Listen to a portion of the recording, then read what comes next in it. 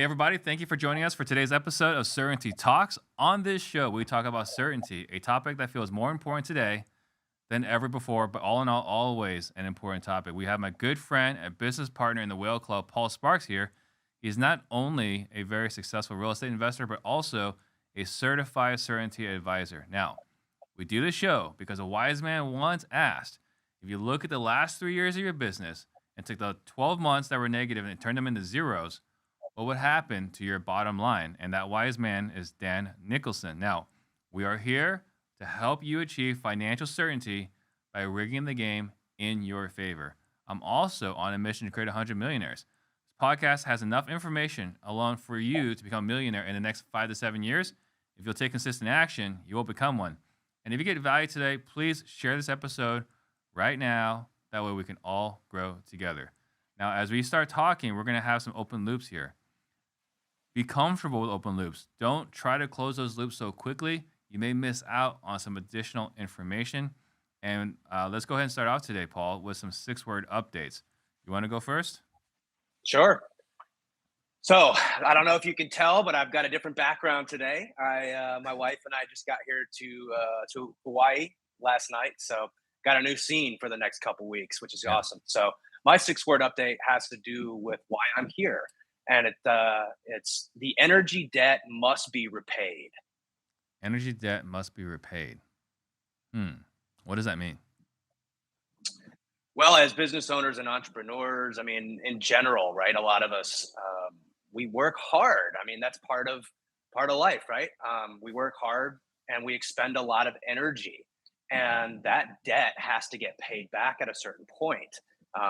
For me, it's always been Hawaii. This is just such a magical place that my wife and I have come for the last 4 or 5 years, and so I come here to recharge. I come here to pay the energy debt and it has a lot to do with what we're talking about today. Stop grinding and start sculpting the life that you want. Yeah. What is that view? I can't really see it. That is the Pacific Ocean, my friend. Oh, wow. Beautiful, beautiful. Yeah, it's not too shabby. Not too No, shabby. And you're wearing the Whale Club shirt, so that's definitely appropriate for where you are. We got to, I was saying before we started, you got a free willy. So my 6-word that's right. update. Can I commit for 900 days? And that one, I was reading bumpers on the plane. Went to, LA with some of the members from Collective Genius to get an insight into the real estate market. And reading bumpers, like, oh yeah, we can all commit to anything for 90 days, but can we commit to it for a year? Can we commit to it for the rest of our lives? So I think just adding another zero gives you a different perspective on the question. Mm. It's kind of a version of the commissioner frame, Mhm. right? Is if we are the commissioner of our own life, of the league, of the game that we're playing here, well, we get to decide the rules. I mean, we can decide to play or we can decide not to play.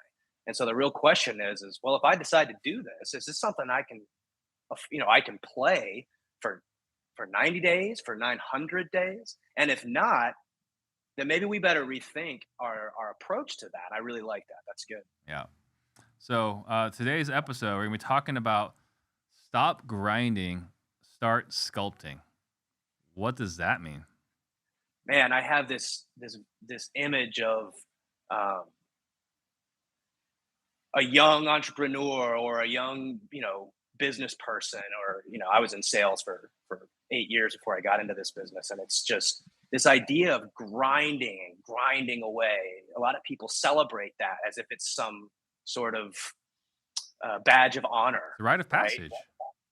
Yeah, it's a rite of passage. You have to go through this grind mode.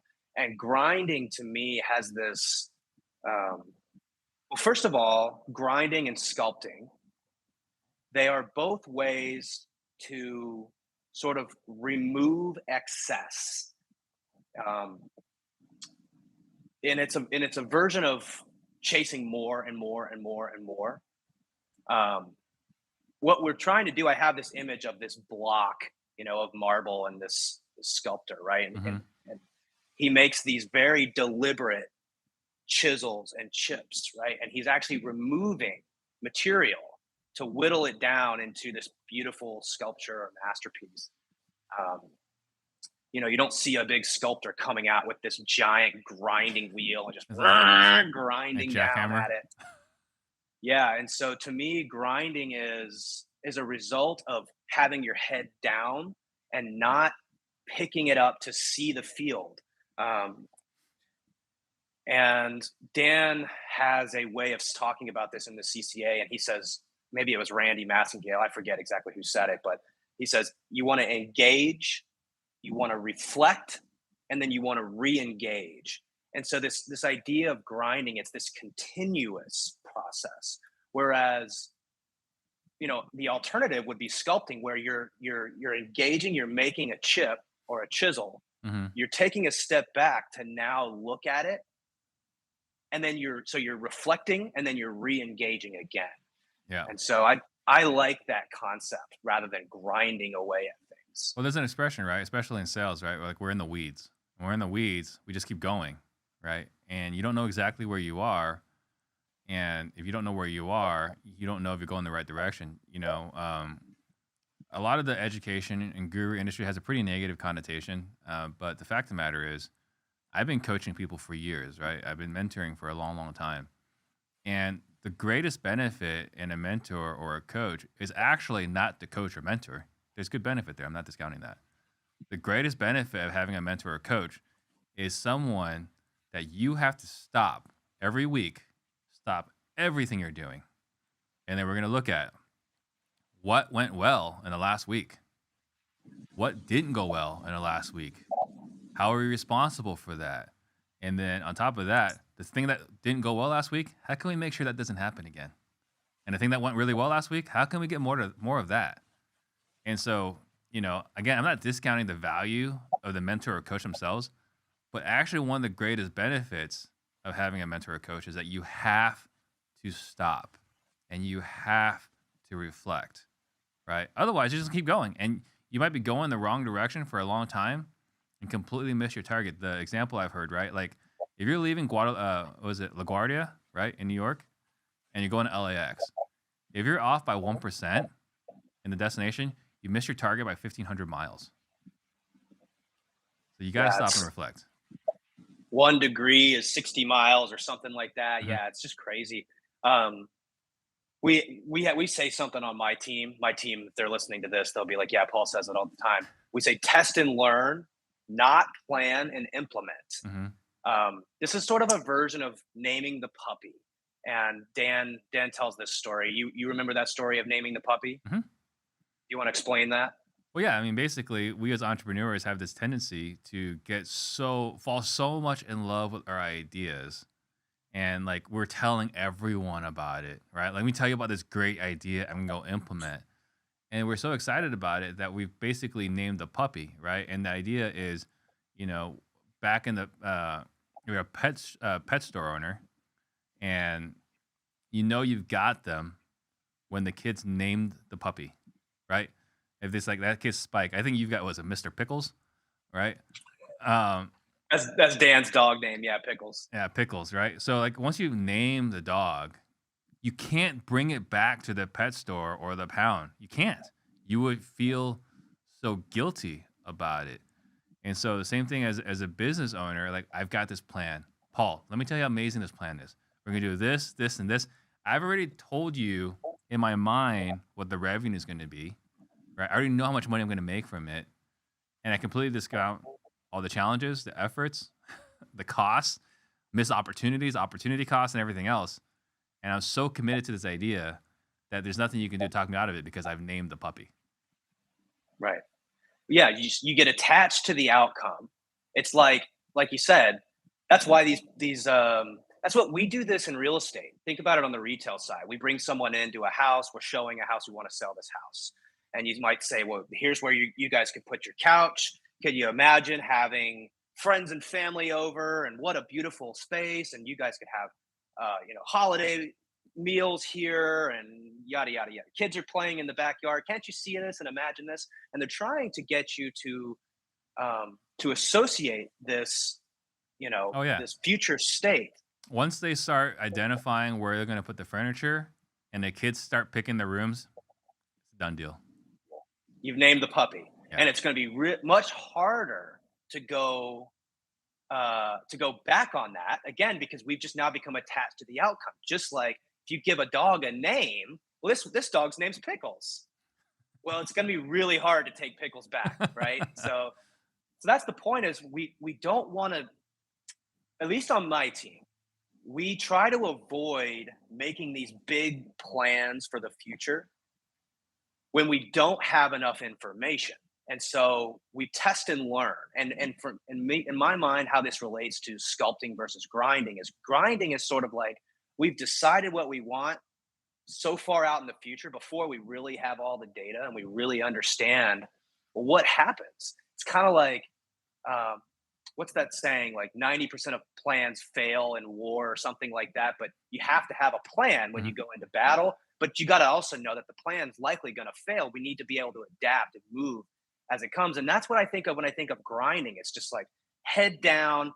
I'm not I'm not paying attention to the new information that's coming in.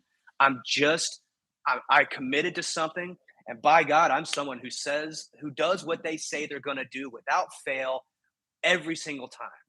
So And the then, risk of that is you might miss a more efficient path forward. so then, this is not the same thing when we're talking about grinding as the context that's normally used, and at least it seems like in wholesaling real estate, is I'm in the hustle and grind season. So we're not saying don't hustle and grind. We're saying just come up for air on a regular basis. Correct. Reflect. So you got to engage, reflect, re-engage, and the concept of grinding is this continuous approach. And all I'm advocating for, like, I understand the term grinding, right? I understand why people would want to associate with that. I'm grinding because it's easy to just put your head down. It's much harder to pick your head up and read the terrain, read the field, make a chisel, make a chip, and then take a step back and look and observe. Right? And then maybe go to the other side and maybe go to to a different spot. And so the point is grinding has this As an allure, uh, people feel like, oh, yeah, they want to brag, I'm grinding. right. Yeah. And so both are ways to remove excess, right? Both are ways to remove something from your life, which is, in my mind, the way to achieve happiness. In fact, I was, doing a lot of reading while I've been here. You wouldn't believe it, Steve. I've already read almost 2 books in the last day and a half because I just finally have more time to read. And I was reading this book called, what is it? I think it's called The Art of Happiness or something like that. And it says this was a Stoic book, Epictetus. He says, learn to wait and assess instead of always reacting from untrained instinct. Spontaneity is not a virtue in and of itself. So oftentimes we just get this idea and then we just head down like, I'm going to barrel through this and Hmm. not pick my head up to look around and observe. Like, and actually, this is a version of the investor frame. Knowing what I know now, now that I've made this chip, knowing what I know now, would I continue to opt into this current situation? But if you're grinding and your head's down and you can't see the field, you're not taking all the information in, you're likely not asking yourself that question often enough to course correct. Because, like you said, 1 degree off can send you so far off into the other way. Yeah. You've got to practice and build that into your daily routine. I would say daily routine to say, does this still make sense? Is what I'm doing now still getting me closer? Or am I just grinding away? Yeah. And it sounds so obvious, right, when we talk about it. But the reality is, a lot of us will make decisions and we'll grind it out. Like we'll suffer through it. Like direct mail, maybe not the best example, but like if I said, hey, we're going to do direct mail, I wouldn't direct mail for 12 months without once evaluating the results, right? Like I would evaluate the results monthly at least, right? But maybe I do it more often. Maybe we do it weekly.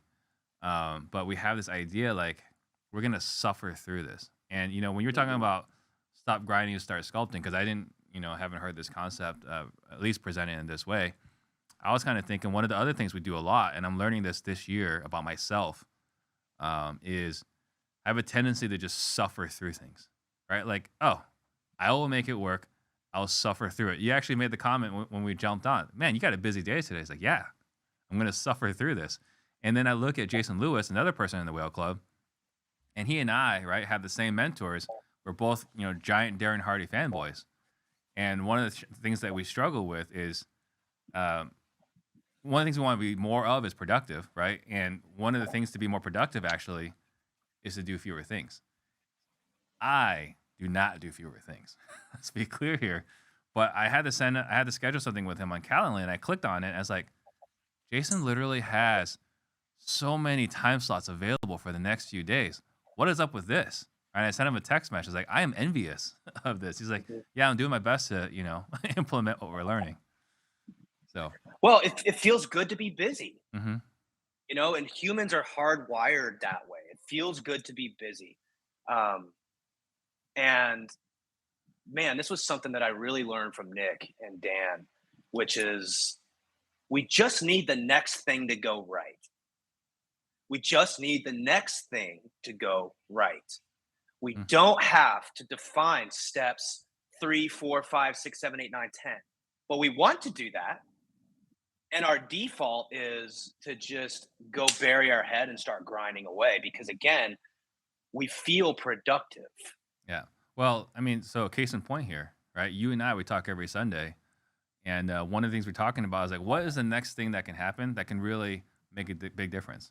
Well, we can tokenize a real estate fund. If we get that, we're going in the right direction. Well, we got great news in the past week. Pete Kavanaugh in the Whale Club is moving forward with tokenizing his real estate fund, right? 2 funds. 2 funds. So that's huge, right? For what we're trying to do as far as closing the gap between real estate and blockchain and other emerging technologies, right? Which is the mission statement of the Whale Club. So that's the next thing that has to go right. So that's happening. We got to make sure he finishes it, right? We got to support him in finishing it. But then what's the next thing that has to go right? Finding the secondary market so that he can start selling his tokens so he can start pulling cash out in his fund, right? So we're not talking about, hey, we're going to create the secondary market. We're going to go compete against T0. We're not going to go create this other platform or this technology. We're like, what is the next thing that has to go right?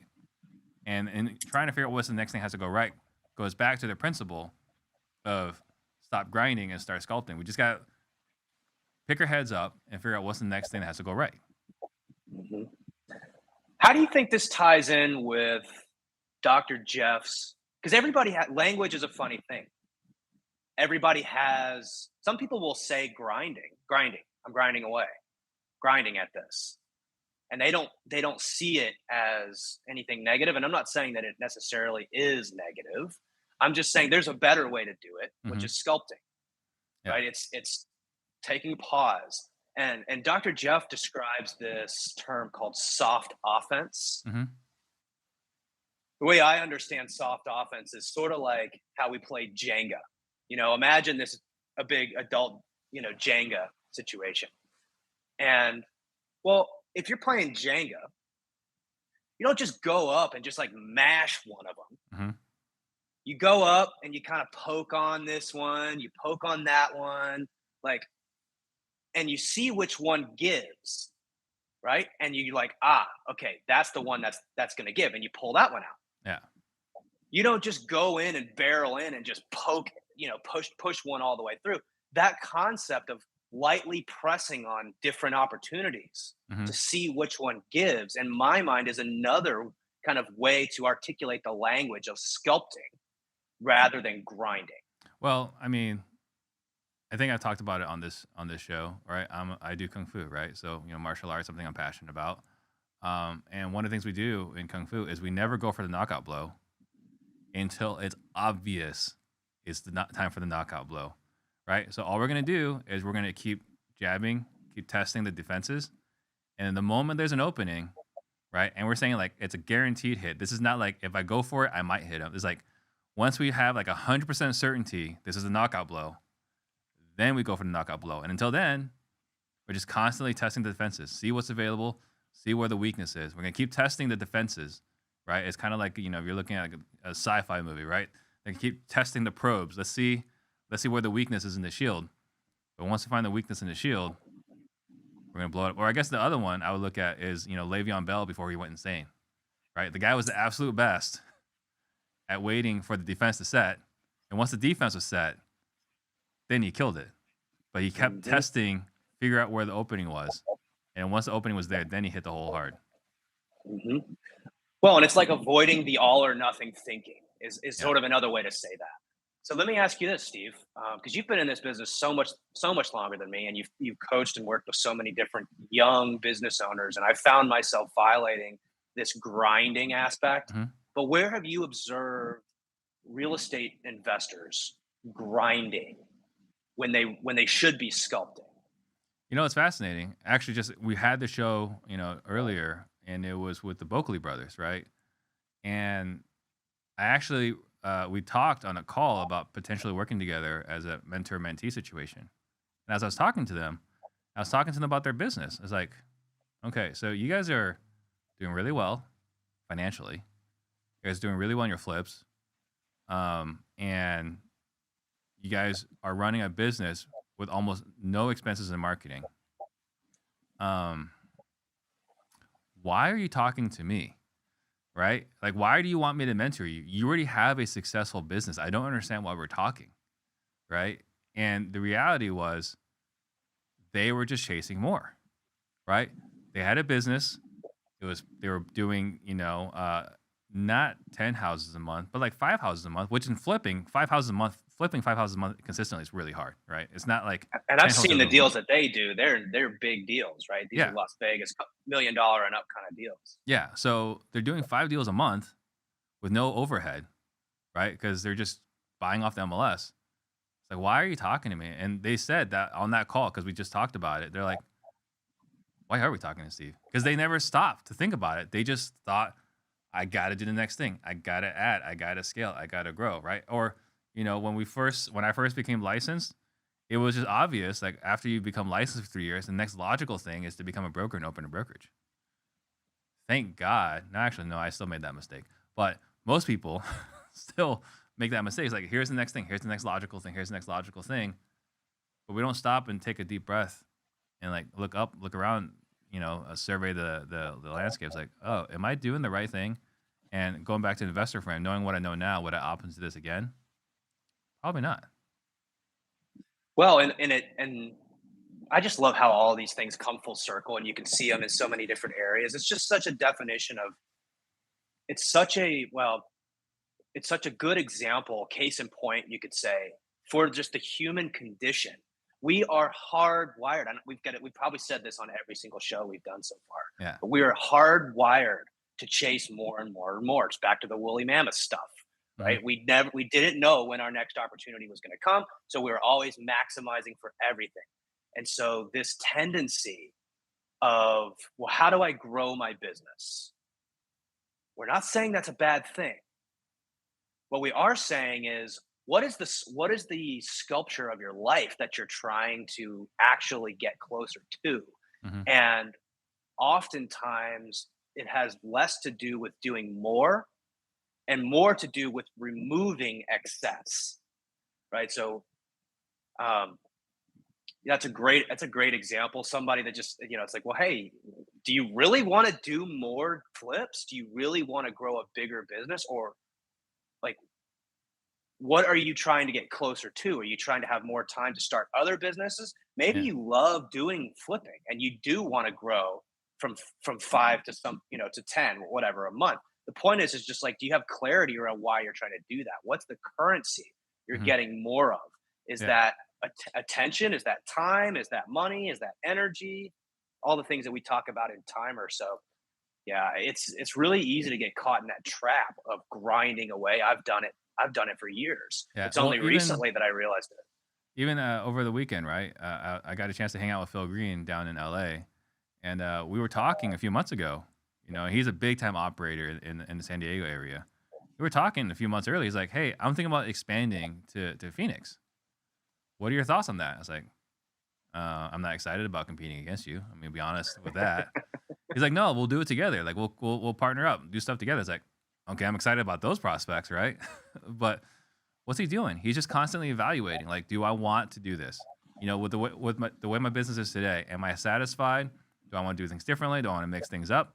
And after reflection, which is what he does a great job of, is you know what?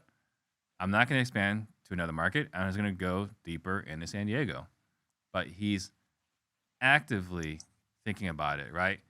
I mean, when he called me, he's like, "Tell me about the Phoenix market. What's the market like? Who's the big guys? What kind of deal volume? What's the average fee?" Like he's asking all these questions, and the reason why he's evaluating his next step. And there's a reason why he's wildly successful. Is because he's doing that on a regular basis. Mhm. Yeah, and I think what you find as you get higher up, and the more I've hung out with you and other people from Collective Genius, and you start to realize that sculpting requires massive amount of clarity. Hmm. Um, I mean, and it's also okay. I reserve the right to change my mind as well. So it's this odd kind of like checks and balances system. Like you have to have clarity on what it is that you really want more of. And I think of that as the currencies. We talked about timer, and actually I've sort of I've included one of Joe Polish's attention, and I think Larry Yatch is a big fan of attention Hmm. as well. So I've started saying it's a timer instead of just timer. So the A is for attention, right? But sculpting requires massive amounts of clarity on one hand, but we also have to recognize that the sculpture that we originally thought may not be the thing that it ends up being as we get closer and closer and closer. But if you're just grinding away with this vision of what it was going to be, because the reality is there's so much going on in the world, and as we think that we know everything, but we don't have all the information. We're making decisions as best we can based off as much information as we have right now. Right. But that changes.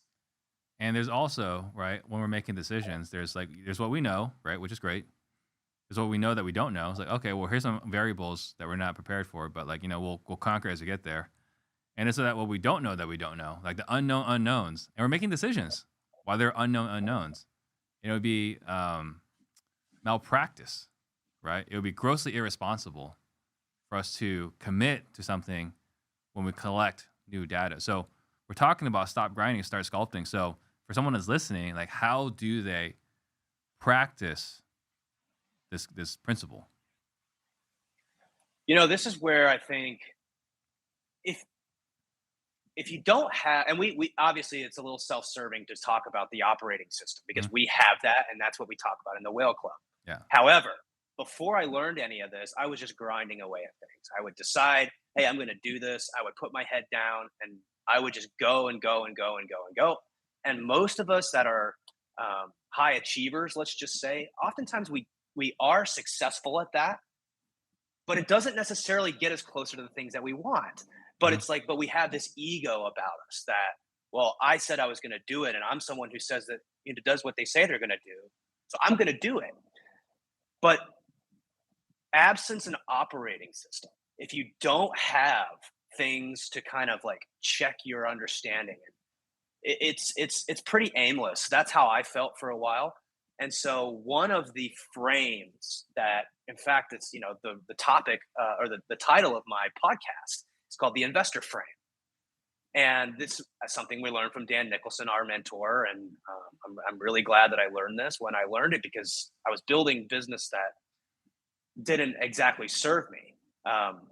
And so, like you said, we've said this a few times, but what the investor frame says is that knowing what I know now,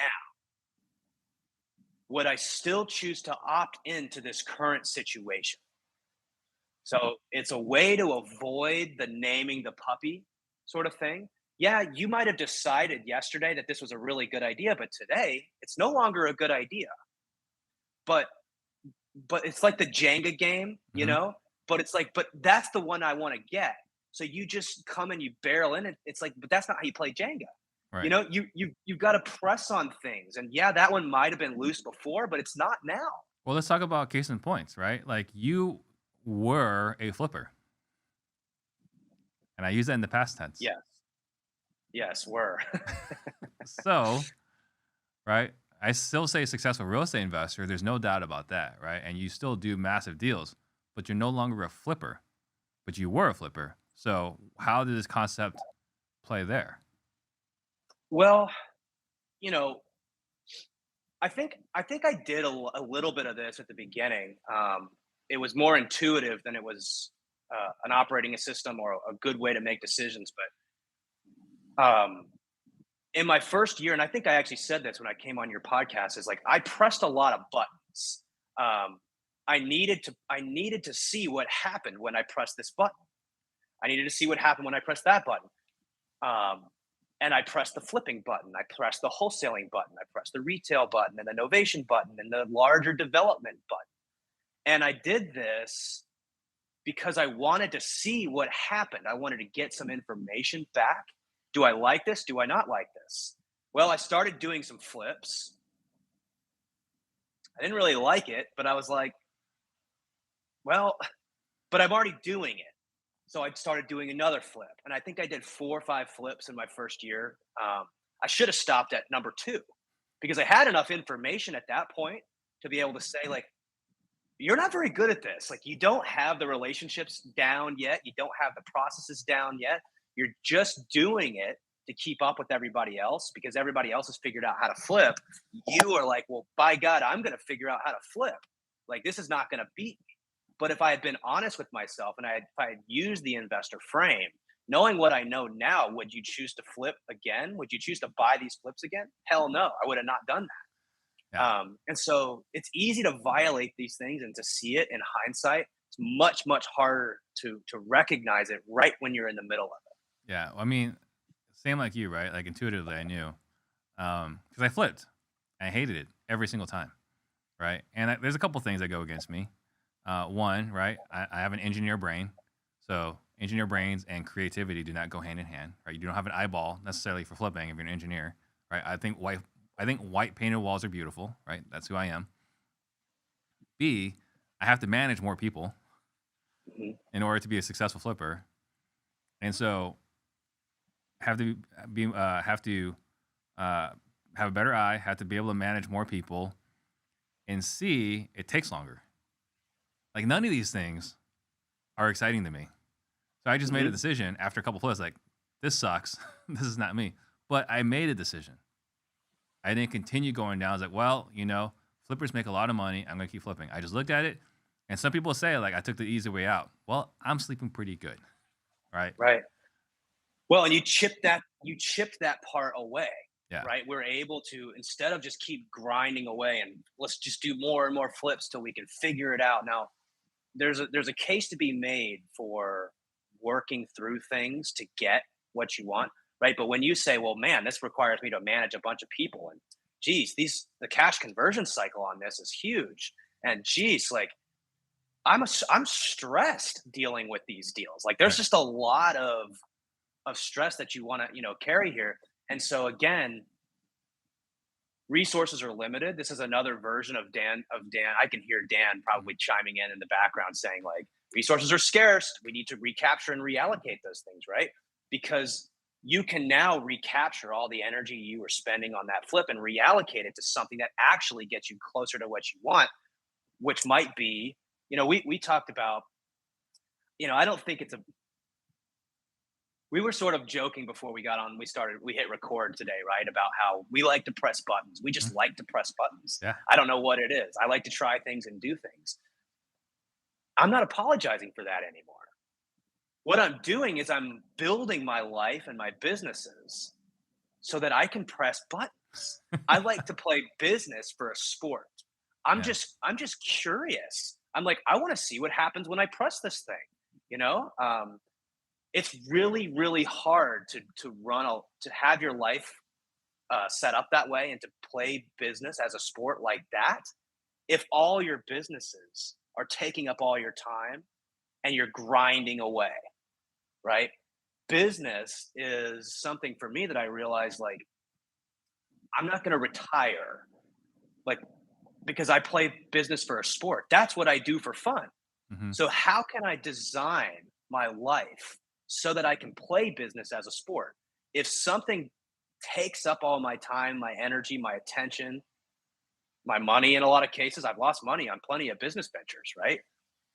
Um, if it's taking and sucking all that away from me and doesn't allow me to play business as a sport, it's not something I'm interested in. And I need to test it, engage with it quickly, and then reflect and say, does this actually serve me? The investor frame. So that's really the mechanism is Yeah. you apply the investor frame daily if possible. Weekly is probably sufficient. But if you can ask yourself, well, knowing what I know now, does it still make sense to do this? Is it going to help me get closer to the things that I actually want? If not, then get rid of it. Yeah. And I think, there's a couple things here. First, these are the kind of things that we talk about inside the Whale Club, right? So if this sounds like something that might be of interest, join our community, blockchainwhales.com, join our Discord, and you can have conversations like this with other people inside the Whale Club. That's the first thing. Second thing, some of the most successful people in my life have dedicated thinking time, right? So Ryan Pineda, great friend of mine, and you know what his top two activities are? Thinking time and creating content. Those are top two activities, right? Like, how incredible is that? So he's been able to achieve a lot of what he's done by having thinking time. And what are we talking about here? Stop grinding all the time and just grind, think, and then grind some more if you're so inclined, right? But we don't have to suffer, and that's one of the things like I said I learned this year. So another great book about this concept is the book The Road Less Stupid, written by Keith Cunningham. And the guy was living a really good life, a great life in the 80s. He felt like he was the smartest person in the country. He's figured things out. And then interest rates changed, not unlike today, and everything went to crap, right? And he went back and evaluated every decision he ever made that cost him his entire fortune and more, and wrote an entire book of questions to just ask yourself, right? So thinking time is another way of saying, stop grinding and start sculpting. Is thinking time is so valuable to growing a business the right way that's consistent with what you want and getting you closer to what you want in life. Well, if you don't take that time, the thinking time, it's sort of like, again, I just imagine this sculptor who's just like got this big grinding wheel and just like all over trying to make it all in one go. That's just not how it works. Just Like picture you've got to make Michelangelo it. with that. Yeah, like that's just that's crazy. And that but everybody's in such a rush to get where they're going that Hmm. they think that by just applying this continuous grind, that's the best way to do it. And honestly, Steve, this is why I'm here in Hawaii, right? And that's why my 6 word update is the energy debt must be repaid. It's another way of saying sometimes you need to step back. Sometimes pressing, we're in a weird spot in the market right now. And I'm going on vacation, right? I'm gonna take a step back and I'm gonna look at things. I'm gonna take some time to get my mind off of things, to get clear on what it is that I really want before we make a big push into 2023. I tell my team all the time, 2023 is gonna be our breakout year. Um, so you have to repay the energy debt. You have to take a step back and look at the whole picture and say, like, well, what is it that I really want? And if you don't take time to do that, you run the risk of grinding away and getting further from the things that you actually want. Yeah. And I think the other thing too, just to add to that, because I just read Bumpers, right, this last weekend, is once you've identified what you want, now you can identify your non-negotiables. Yeah. And once you've identified your non-negotiables, it's a lot easier to get you living the life that you want, right? So you can start again, sculpting instead of grinding. If you have your non-negotiables, it's a lot easier to sculpt. Mhm. Yeah. And I also think that oftentimes, one other point that I want to make is I think oftentimes we confuse the tools that we're using to get closer to the things that we want with our actual identity. So we identify as a real estate investor when it's like that's just the tool you're using to get the things that you want in life, to become the person that you want to be. Stop. It's a means to an end, Yep. right? I am not a real estate investor in my entirety. Yes, I use real estate investing to get the things that I want. And you might, yes, in certain circles, I'm not saying you can't identify as a real estate investor. All I'm trying to say is don't confuse the tool with the end goal. The end goal is not to become necessarily a real estate investor. It's that might be a tool that you're using to get the things that you want in life, but don't confuse the tool with the means, with the actual end goal. Yeah. And if you were to ask my 5-year-old daughter, right, I am a YouTuber and a whale club employee. I got a good laugh out of that. That was pretty funny. Any last messages we want to leave everyone with? The way to the the real takeaway here is what we call the investor frame. So if you want to stop grinding and start sculpting your life, it starts with clarity, but you have to give yourself grace to adjust as you go.